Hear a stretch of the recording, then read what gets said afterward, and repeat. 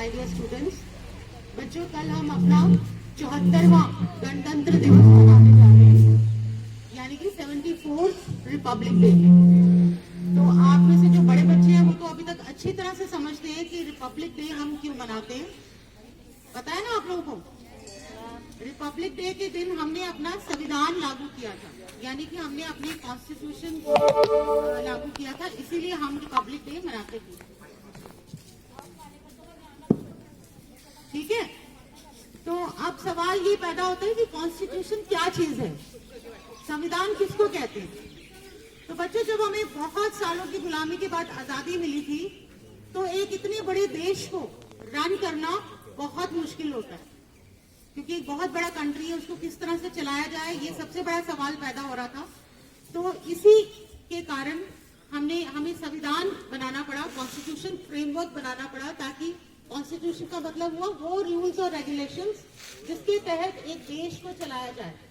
तो constitution is a set of rules and regulations which is applied while running a country. किसी देश को चलाने के लिए जो भी रूल्स रेगुलेशंस हम फॉलो करते हैं उसको हम संविधान कहते हैं।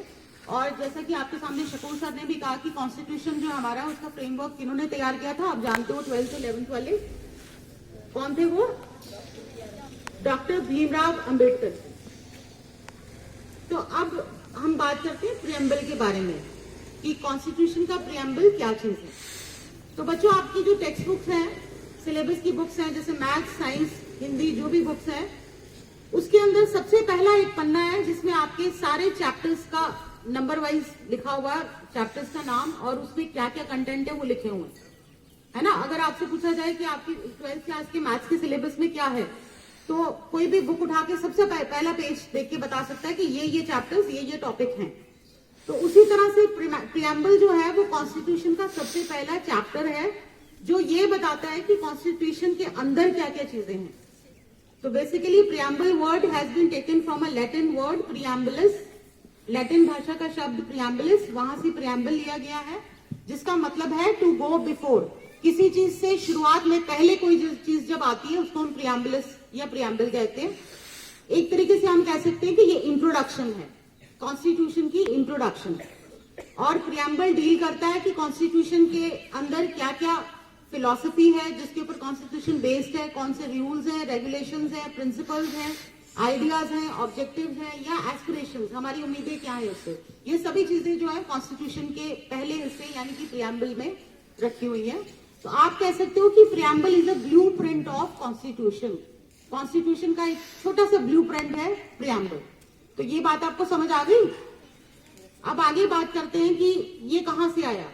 तो जो हमारे पंडित जवाहरलाल नेहरू जी हैं, उन्होंने इसके ड्राफ्ट को प्रेजेंट किया जिसका नाम उन्होंने रखा ऑब्जेक्टिव रेजोल्यूशन। ये ड्राफ्ट जिसका नाम था objective resolution was presented on 13 दिसंबर 1946। 13 दिसंबर 1940 में ये प्रेजेंट हुआ और उसके बाद उसको अडॉप्ट कर लिया गया एज अ प्रियम्बल। और प्रियम्बल को अडॉप्ट करने के लिए और it came into effect on 26 जनवरी 1950। 26 जनवरी 1950 से ही ये कॉन्स्टिट्यूशन का हिस्सा है।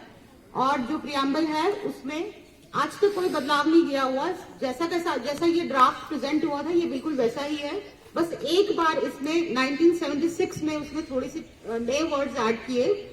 वो वर्ड्स हैं सोशलिस्ट, सेक्युलर, इंटेग्रिटी।